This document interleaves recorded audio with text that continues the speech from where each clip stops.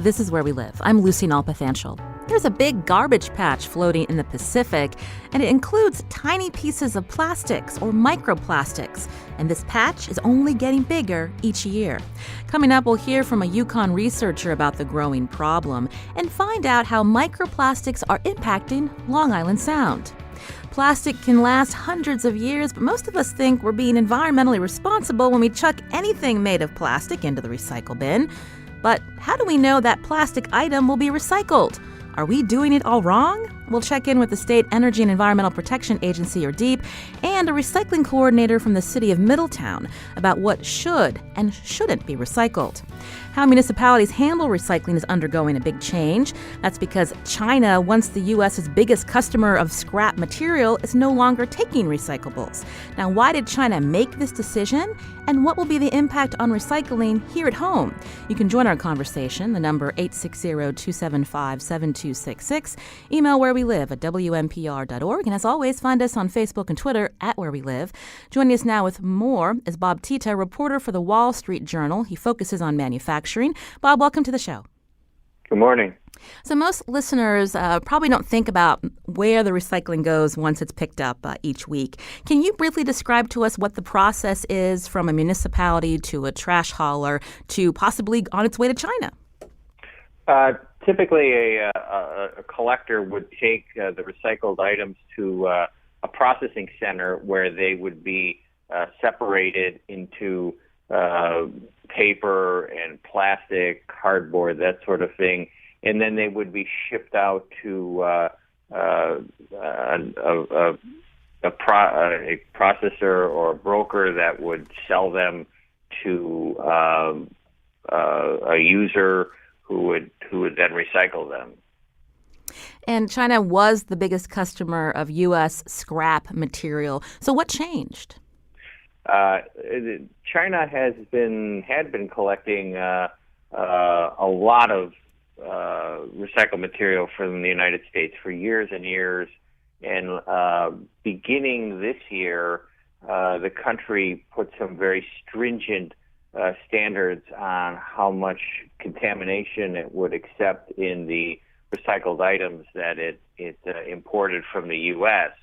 Those standards were very tough for the U.S. Waste hauling and recycling industry to comply with, and so it effectively shut off the export of recycled items to China.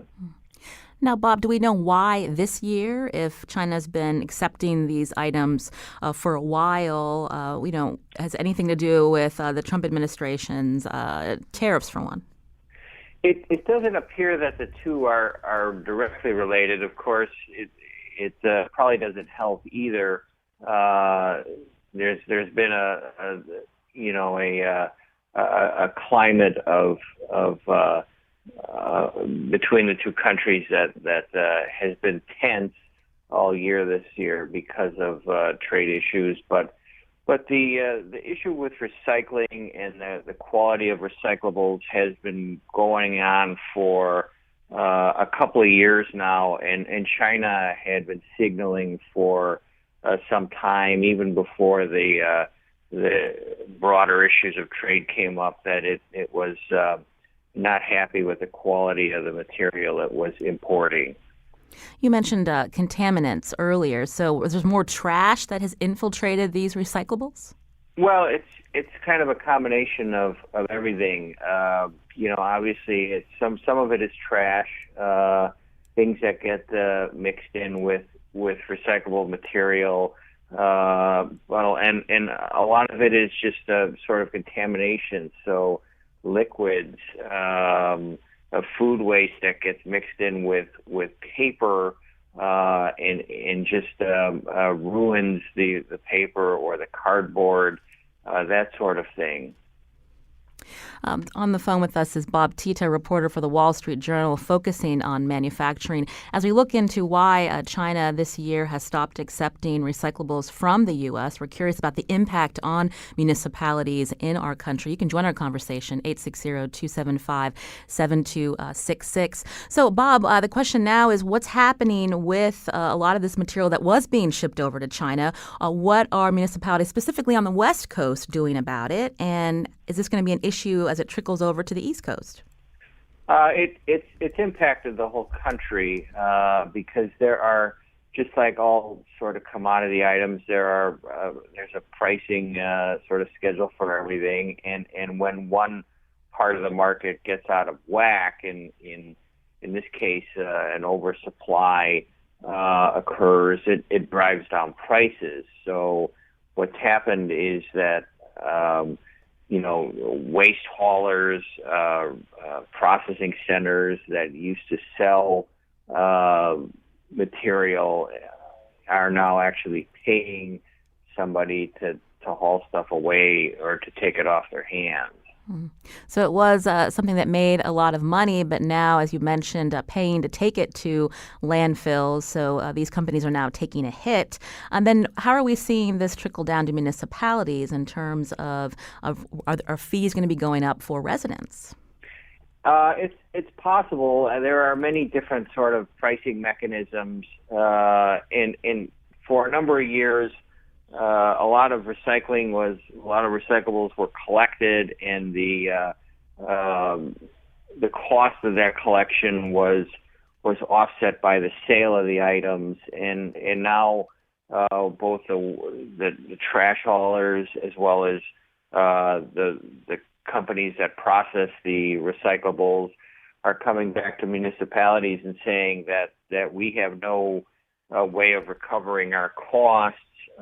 So we're going to have to ask you to share in that cost of collecting and processing those items, and that's occurring, and that will come back to residents unless the municipality just decides to cover the cost itself. Now, in terms of in this country, as more of this recyclables aren't able to be shipped out and are headed over to landfills, what about some other ways of I guess, taking mixed plastics, I think that's the term, and either converting those to types of fuel? Is that something that that might be happening more now? Yes, there are some. I think that will force more sort of research and development of alternative uses of some of this material. It's not all going to the landfill. There's an awful lot of it around. It does get used, but the value of it is so low. And the good thing about that is that people that can do alternative things with the material are getting it very cheaply. So in the way of plastics and some of the conversion of recycled plastics to chemicals and things like that, those companies are able to get that recycled plastic for almost nothing. This is Where We Live. You can join our conversation, 860-275-7266. David's calling from Farmington. David, go ahead with your question or comment. Hi, thank you for taking my call. I have two questions. China last year took 1.3 million tons, apparently, of recyclable plastic. And this year they approved only for like 5,000 tons or so. So where are all these recyclable materials sitting right now? And then how long before the whole system implodes? I mean, clearly we're still manufacturing plastics with our food products and every other product, and we're still recycling every week. So where are they being piled up? And before how long the whole system implodes? Good question, David. Bob, do you want to take that one? Well, there is some of it is sitting in warehouses. As I said, some of it is being recycled domestically. I think the the real problem is when you have a glut of this, it just drives down the value of it to the point where it's very difficult to justify collecting it and covering the cost of collecting it when there's no value attached to it. And we know that, again, that China was the U.S.'s biggest customer of this scrap material. What are some of the other countries that are now accepting it if China's not? Well, there are countries that sort of have always accepted it. It's just a matter of maybe perhaps they're accepting more. Other Asian countries, we've heard of the recycling industry trying to put more material into places like India, Vietnam, Indonesia, generally developing countries that don't have a lot of their own plastics, or maybe don't have very good recycling programs, import this material and then recycle it into new cardboard, new plastic, so forth. And then one more question for you, Bob. Again, this ban from China.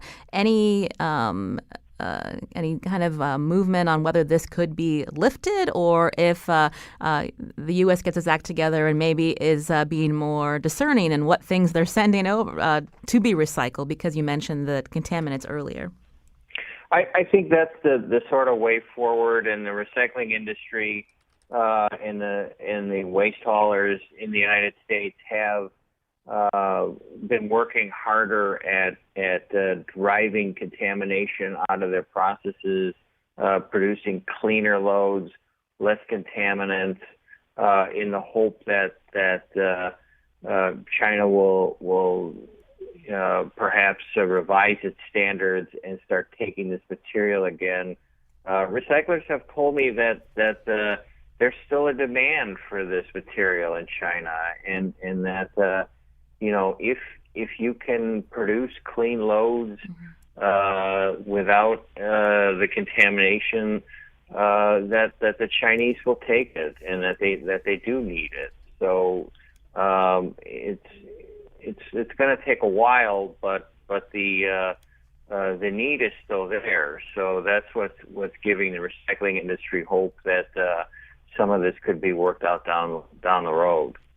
Bob Tita is a reporter for the Wall Street Journal. He focuses on manufacturing. We're going to tweet out links to his recent stories at Where We Live. Bob, thanks so much for joining us. Thank you. This is Where We Live. I'm Lucy Nalpathanchel. Coming up, what can and cannot be recycled? You might be surprised. We're going to hear from the State Environmental Agency and a recycling coordinator for one of the cities here in Middletown. And we want to hear from you. Join the conversation. 860-275-7266. Find us on Facebook and Twitter at Where We Live.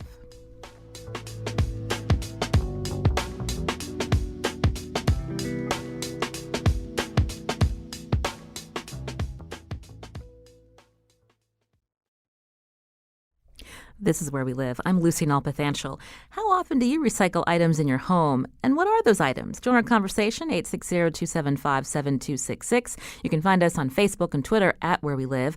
Single-stream recycling makes recycling easy when multiple items like paper, plastic, and glass are all collected together. But do you know what should and should not go into your recycling bin? Joining us now to help us figure that out is Kim O'Rourke. She's Recycling Program Coordinator for the City of Middletown. Kim, welcome to the show. Thanks for having me. Also with us is Cheryl Baldwin. She's an environmental analyst with the State Department of Energy and Environmental Protection and the lead on Connecticut's What's In, What's Out recycling initiative. Cheryl, welcome to Where We Live. Thank you for having me. So, Kim, I mentioned that you work for the City of Middletown. So when someone is living in Middletown and they're putting out their recycling bin each week, tell us what they're able to put in there and where does it go after it's collected? Sure. So we follow the Recycle CT guidelines. They have a great website that has what's in, what's out. And we collect single stream or mixed recycling all together. So your paper items and your containers can all go together.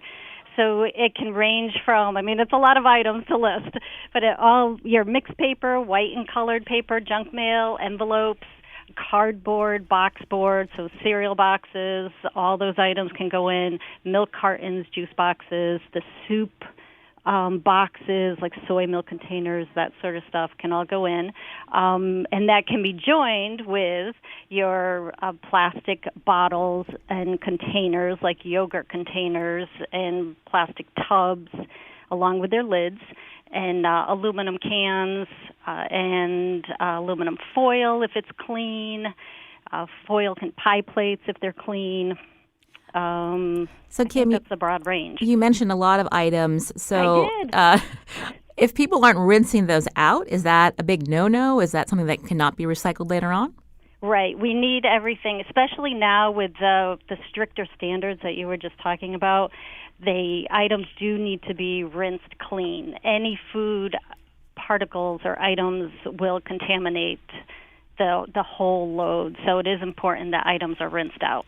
We got a tweet from Brian who writes, a friend recently told us not to, quote, wish cycle, meaning toss any and all plastic and cardboard and paper into the bin and assume it's all supposed to go in there. Is that something that you feel is more common these days, that people, they think, oh, well, this is recyclable, and they just throw it in, not thinking about if that's indeed something that will end up being recycled down the road? Yes, I think a lot of people do wishful recycling, thinking that they wish it was recyclable, and so they just put it in hoping that it gets recycled.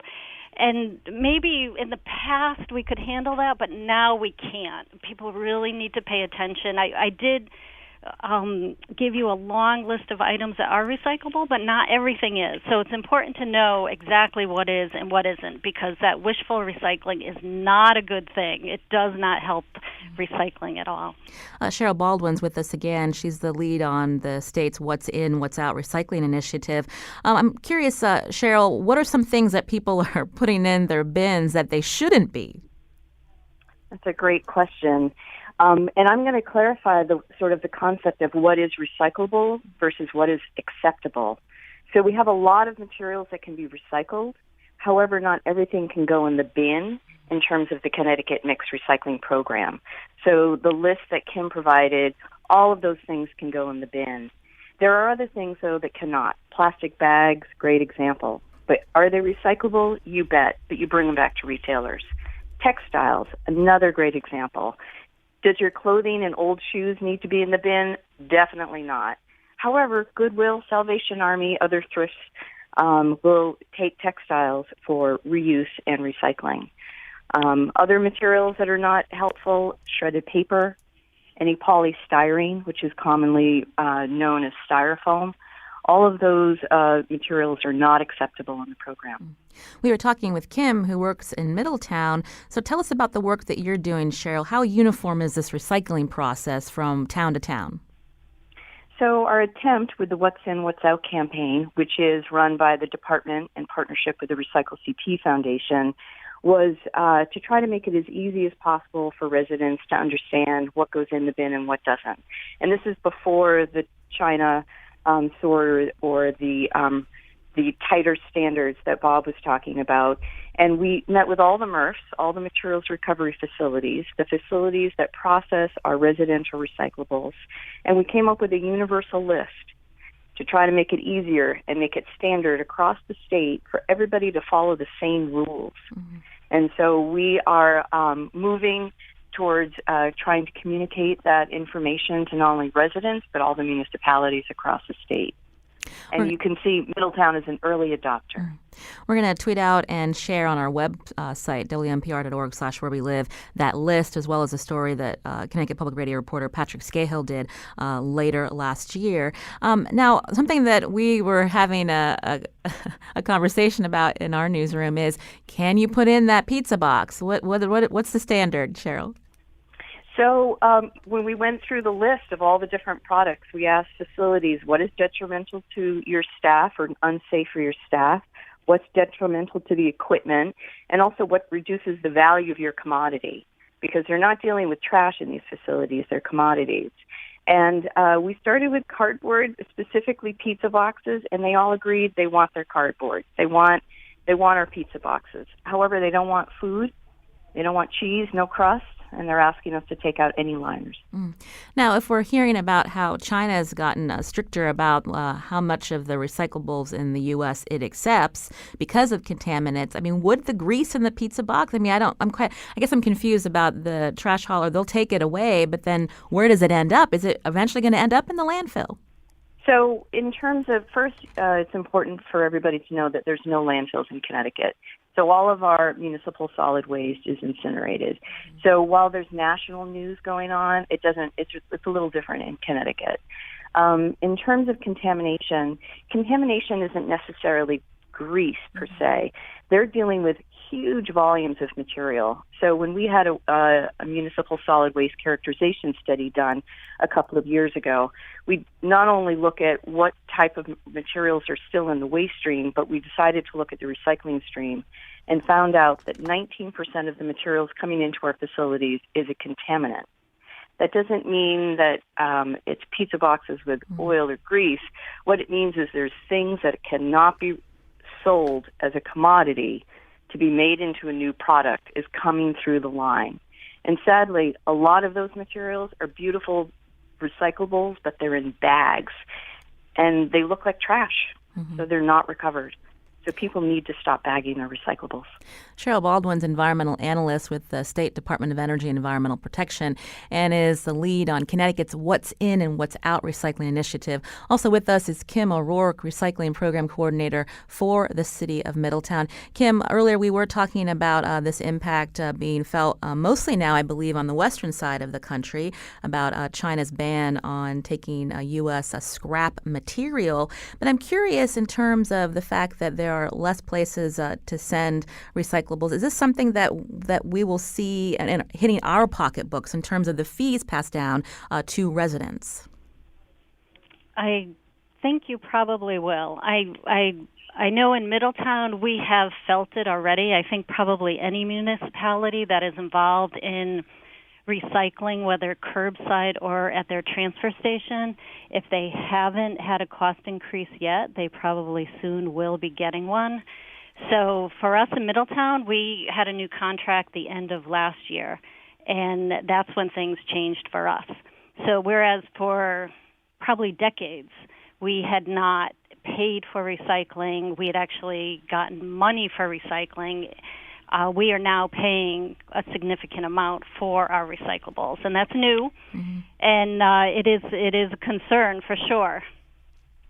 You can join our conversation, 860-275-7266. Maybe you have a question about something that you've been putting in your recycle bin. We've got two experts on the line. That number again, 860-275-7266. Find us on Facebook and Twitter at Where We Live. Now, when we were hearing Cheryl talking about how people are putting recyclables in plastic bags and then that's ending up in the bin and then the recycling companies can't use that, is there something to be said for how the trend has been this mixed recycling or single stream recycling all coming together in one bin? Should we now go back to, 1 week residents put out the paper, 1 week they put out the glass? Will that help us be careful about what we're putting in the bins? What's your take on that, Cheryl?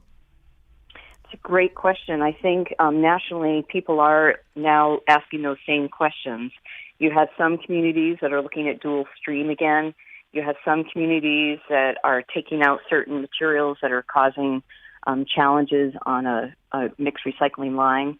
In Connecticut, it's unclear what's going to happen. It's a little bit different in Connecticut in that we have mandatory recycling. So people are required to recover that material, whether there's a fee associated with it or not. How that impacts us, it's unclear. I don't know anybody. There are communities that still collect dual stream in Connecticut. Town of Brantford is definitely one. I don't know I think there may be another.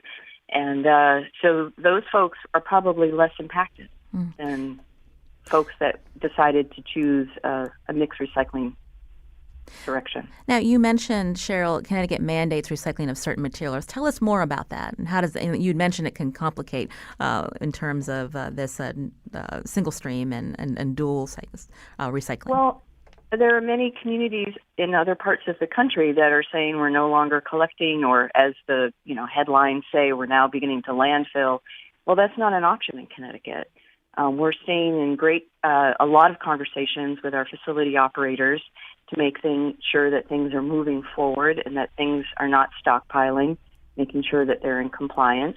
And at the same time, loads can't necessarily be rejected because they can't take anymore, but they can charge fees. And so our system is definitely set up differently because of those laws. We're all familiar with the 3 R's: reduce, reuse, recycle. Most of us are just paying attention to the last part, recycle, and then we're finding out possibly we're putting in the wrong things in the bin. But what about the focus on reduce and reuse? Kim, I'll start with you as a recycling program coordinator for the City of Middletown. What are some other programs and initiatives that you're trying to get residents to think a little bit more about the things that they're purchasing and how they might be reusing versus just putting it all in the bin? Right, exactly. I mean, that's really our focus in Middletown is we're trying to get people to think more about what they're purchasing and do they really need it, and will it just end up in the garbage and in the recycling right after they purchase it or soon afterwards. So some of the things that we're doing, a really fun event that we're having to bring this idea of reuse and repair to light is we're going to have a repair cafe on Sunday, September 23rd, and it's the first one in Middletown. They're actually fairly common all over the world. As far as I'm aware, there's only one other town in Connecticut that does it, and that's up in Mansfield. So this will be our first one. We're encouraging people to come with an item that is broken and needs to be fixed, and we'll have experts on hand to talk about repair and help them fix their items. So we're very excited about that.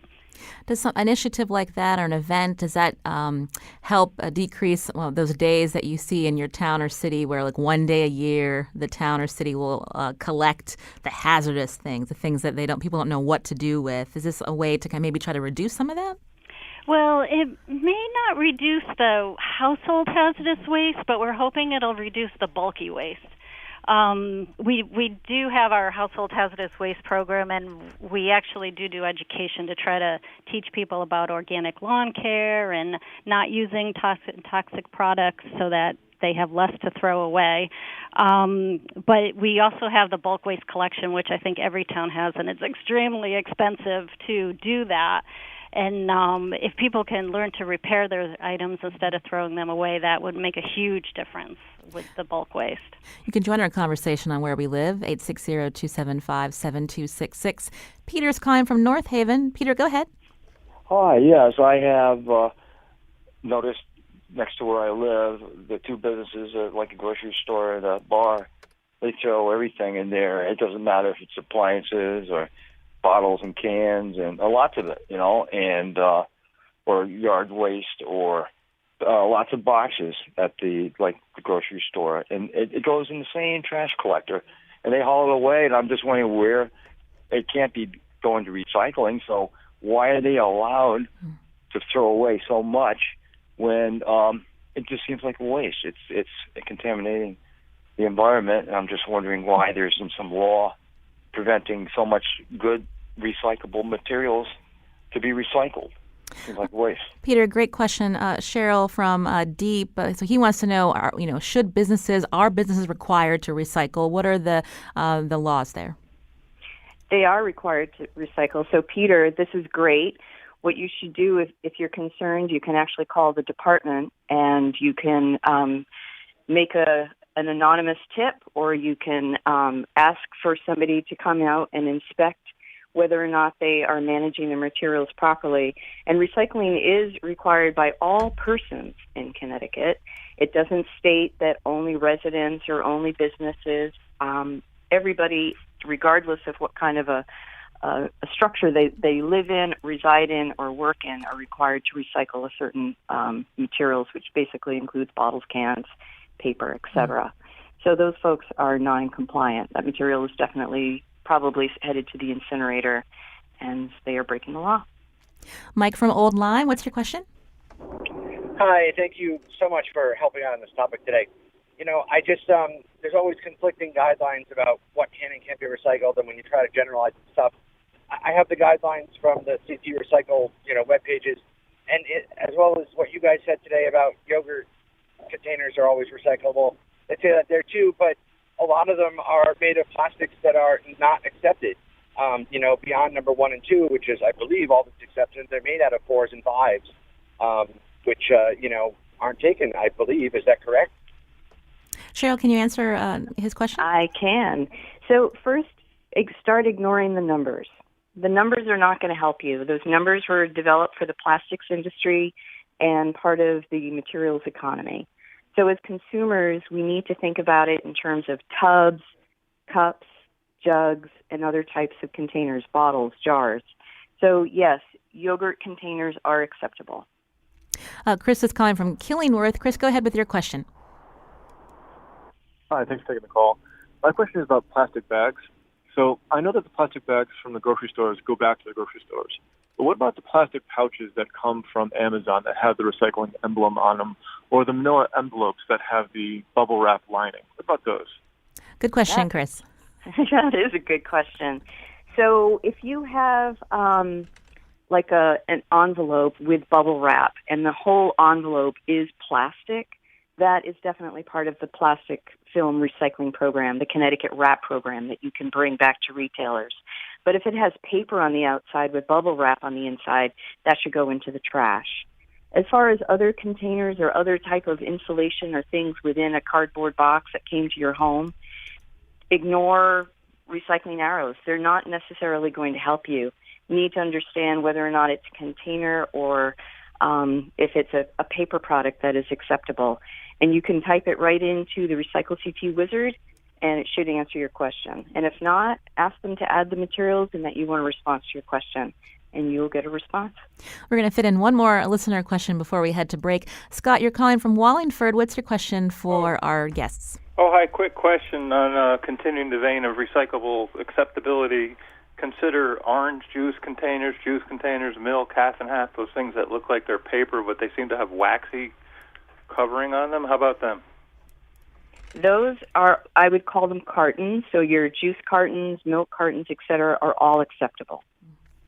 Before we head to break, I wanted to find out a little bit more about the other alternative, and that's composting. Is this something that more residents are doing? And if they want to learn more about what are the things you can be composting, where can they go? I'll start with you, Cheryl. So that's a very broad question, so I'm going to let you start with Kim on that one. Kim, go ahead, from the city of Middletown. I can be very specific on that. If you're interested in composting, we're having a program on October 2nd to teach people how to compost. It's going to be at the Middletown Senior Center at 7 p.m.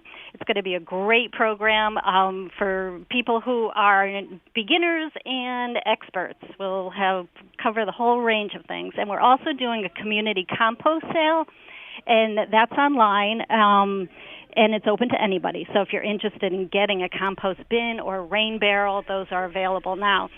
And that is one thing that we're trying to encourage is more residents to compost at home, because that does help reuse an item, organics, food waste, that's very valuable, and use it yourself. It's a great way to pull food waste out of the waste stream. So those are two things that we're having right now. And other towns do events like that, too. If you're not close to Middletown, you can check with your town to see if they're doing something like that. So Cheryl Baldwin from Deep, I lied. I do have one more question for you. Chris on Facebook wants to know about paint and light bulbs. Where do those go? I hear a lot about this paint care program in Connecticut, but once we went to one of those big box stores and they didn't accept the old paint. So where's a good place for paint to go? So in terms of unused paint, you can go to paintcare.org. They have a page just for Connecticut, and it lists all participating retailers in Connecticut, such as True Value stores, Sherwin-Williams stores, and other stores. I would say that the larger sort of Lowe's, Home Depot, I don't believe are participating in Connecticut. But you do also have municipal transfer stations are sometimes participating.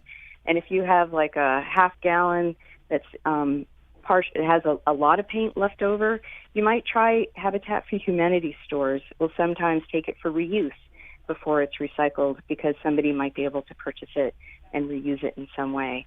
As far as the light bulb, if you are talking about an incandescent, just a regular old bulb, those can go in the trash. As far as fluorescents, those should be brought back to household hazardous waste events. I want to thank Cheryl Baldwin, environmental analyst with Deep and lead on Connecticut's What's In and What's Out Recycling Initiative. Again, we've tweeted out information about that program at Where We Live and on our website, WNPR.org/wherewelive. Cheryl, thanks so much for your time. Thank you. Also, Kim O'Rourke, Recycling Program Coordinator for the City of Middletown. Kim, we thank you. Thank you. This is Where We Live. I'm Lucy Nalpathanchel. Coming up, we're going to learn more about microplastics. So how are they affecting marine life? Well, that's more after the break.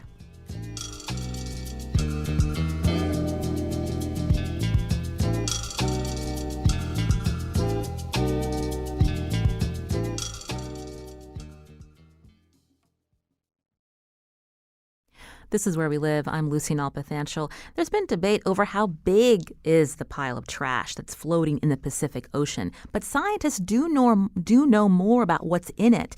Much of the Pacific garbage patch includes tiny pieces of plastic known as microplastics. How does this impact ocean life, even our food supply? Joining us now with more on that is Evan Ward. He's professor and head of Department of Marine Sciences at UConn. He's joining us from a studio at Duke University. Evan, welcome to the show. Thank you, Lucy. It's great to be here. So some listeners may have seen pictures of what's been called the Great Pacific Garbage Patch. But when we talk about plastic in the ocean, what exactly are we talking about, Evan?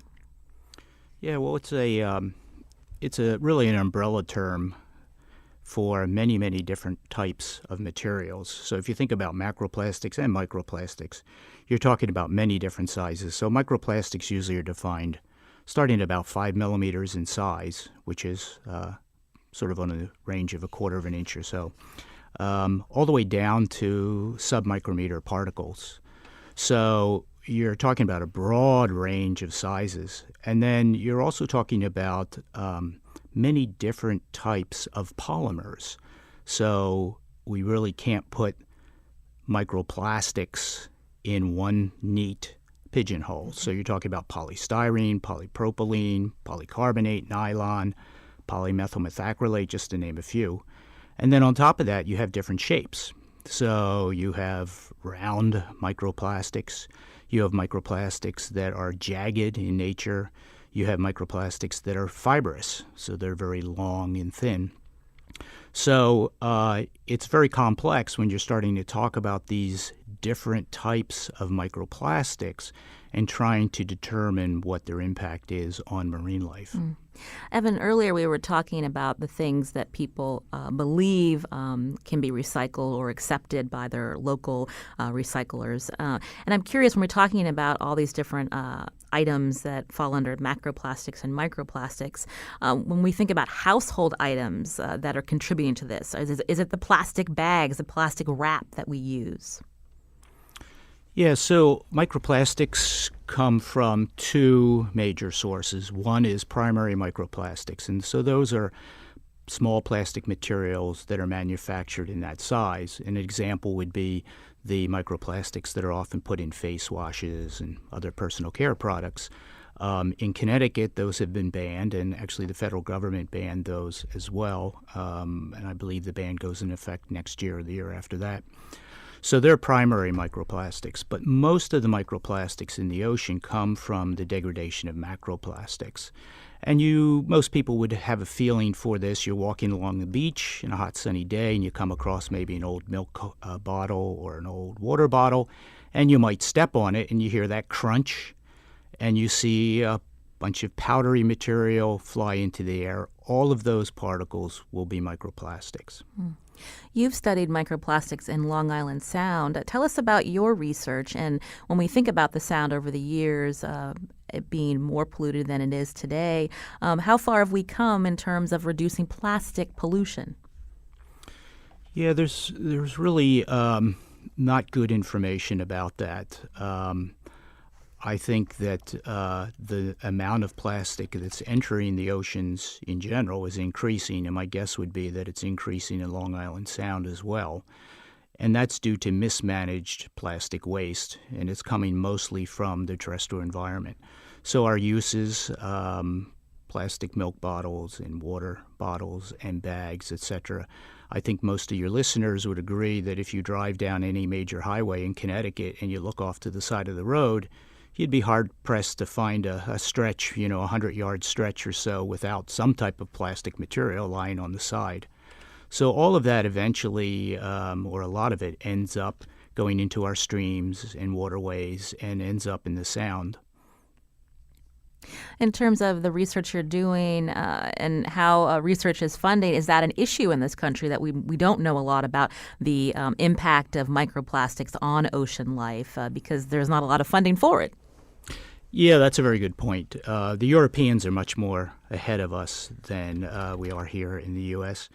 They have put in a lot more money to study microplastics, and most of the literature, scientific literature regarding microplastics, is coming out of Europe and China and some other countries. In the U.S., yes, we don't have much funding to study microplastics. My research right now is funded by NOAA, and we're taking a look at the number of microplastics that are in oysters and also in mussels. And then we're not only looking at the total number, but referring back to something I said earlier, we're looking at the exact type of microplastics. What size are they? What shape are they? And what polymer type are they? And what we're hoping to do is discover which types of microplastics are more likely ingested by bivalves. Because bivalves are very good at capturing a lot of different particles in the environment, natural particles as well as synthetic particles. But they're also very good at what's called particle selection. And so, although they capture a lot of material, they don't eat it all. And so they end up spitting out a lot of microplastics before it's ingested. And so we're looking at those aspects, trying to determine which types of microplastics are the most problematic for bivalves. Should we be worried about the amount of microplastics we're eating? I don't think so. Not at this point. If you're referring to in bivalves? Yeah, well, if we eat seafood and then, how much of that do we have to worry about? Yeah. Well, to put it in perspective, if you look at our work and you look at the work that's in the literature, there's only been few microplastics found in individual bivalves. So our work, the number of microplastics range from about 0, often you find animals with no microplastics in them, to 3 or 4 microplastic particles. Again, sometimes they're very small, sometimes they're long, they're fibrous in nature. If you compare that to the amount of microplastics we all ingest every day, just in our food, just in our everyday life, where microplastics from our clothing rain down into our coffee cup and onto our food, it's comparatively small. So, for example, microplastics have been found in sea salt at pretty high concentrations, actually. Microplastics have been found in bottled water. That's no surprise. In beer, in honey. So microplastics have been found in a lot of food sources. And so from what we see so far, I don't think it's a big concern yet here in 2018 with regards to the number of microplastics you're ingesting when you ingest an oyster or a mussel. David, as a listener that wanted to ask this question, he writes, only 3% of ocean plastics are floating. What do we know about the impact of the rest that's sinking to the ocean floor? Do you have any response to that, Evan? Yeah, very little. That is one of the mysteries. And what we think is happening to that microplastics is that it's being incorporated into what are called heteroaggregations, or aggregations of organic and inorganic material, natural material, that then form larger particles that then sink. And we're not really sure what's going on when it all sinks. So that is a very good question, and I wish I had a better answer, but we really don't know a lot about that right now. Evan Ward is professor and head of the Department of Marine Sciences at UConn. He's joining us today from the studios at Duke University as we talk about the impact of plastic on our environment, specifically in our oceans, our rivers. I wanted to bring into the conversation Judy Preston, Connecticut Outreach Coordinator for the Long Island Sound Study. Judy, welcome to the show. Thank you. So in terms of the work that you and your colleagues are doing, when we look at plastics and how it's impacting Long Island Sound, what can you tell us?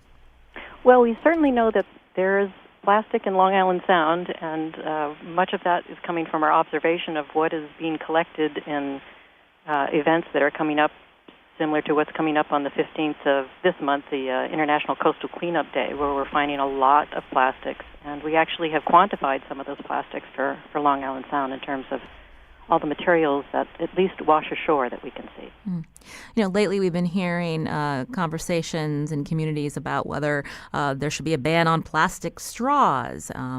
Some towns and cities might take up a ban on plastic bags, but that certainly is not universal. So in terms of the work that you're doing, I mean, is it more about just raising awareness of how people are using plastic and making sure that it doesn't go out into the environment, the things that they're throwing out? Yes, exactly. We have a social media campaign that we have launched a 7-week period that started in August, and it's going to end just before the 15th for the international cleanup. And it's really designed. We're asking people to don't trash Long Island Sound. That's the hashtag that we're using. And the idea is a straw is an easy example because most people who go to a restaurant will receive a straw automatically, and a plastic straw is used once and then thrown out and becomes potentially part of the waste stream in Long Island Sound. So it's a good example, as are plastic bags, but it's just the beginning of asking people to take a look at how much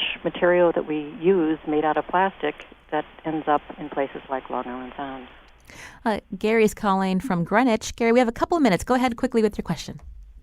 Yes, hi. I have been working on trying to establish a ban on the sale and outdoor display of Mylar balloons.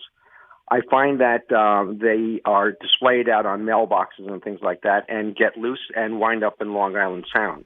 I am a boater, and just this past weekend, within a 2-hour period just locally around Greenwich, I picked up 6 Mylar balloons and two latex balloons. This is a problem not only for marine life, but if it gets sucked up into a boat engine, it can burn out the engine. My state senator, Scott France, is a pilot. He says he encounters Mylar balloons up in the air where they also can get sucked into an engine and cause a problem. The helium that escapes destroys the ozone layer. And I have also heard that if a Mylar balloon encounters a high-tension electrical line, it can blow out an entire power grid. So I'm hoping to get support all up and down the state as well as from New York State so we can keep Long Island Sound free of those Mylar balloons. Thank you, Gary, for your call. Judy Preston with a Long Island Sound study. We were talking about plastic straws, but the Mylar balloons, that is concerning to hear that they are out there in the Sound and causing a lot of problems. Yeah, absolutely. And I think that Mylar may behave similar to a plastic bag in terms of being mistaken for food, particularly by turtles, which becomes very problematic for them, as you could imagine. I want to go back to Evan Ward, again, professor and head of Department of Marine Sciences at UConn. You mentioned earlier that there is a ban now on microbeads, which is good, but is that low-hanging fruit? And when we look at policy, what should be changing in our country when we think about the amount of plastic ending up in our water? Yeah, that certainly is low-hanging fruit. I think there's a few other low-hanging fruits as well. The Mylar and balloons are one of those. Plastic grocery bags would be another. Straws would be another. The real challenge is going to come in trying to manage water bottles, plastic jugs, all the other types of materials that are made from plastics. And to be clear, right, the plastics are something that have made our life better in many ways.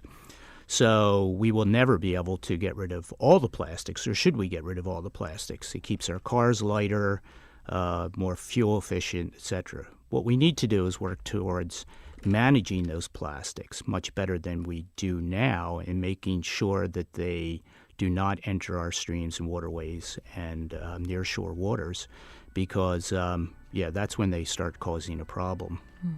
Well, Evan Ward, again, thank you for joining us. I know you were out of state for this conversation, but we appreciate your giving us some of your time. Sure. Thank you for having me. Also, Judy Preston, Connecticut Outreach Coordinator for the Long Island Sound Study. We're going to tweet out some links to some of those events that, Judy, that you mentioned. Thank you. Great, thank you. Today's show produced by Carmen Baskow. Special thanks to Lily Tyson. Our technical producer is Kyone Wolf. Learn more about the show, WNPR.org/wherewelive. You can also download our podcast. I'm Lucy Nalpathanchel. Have a great weekend.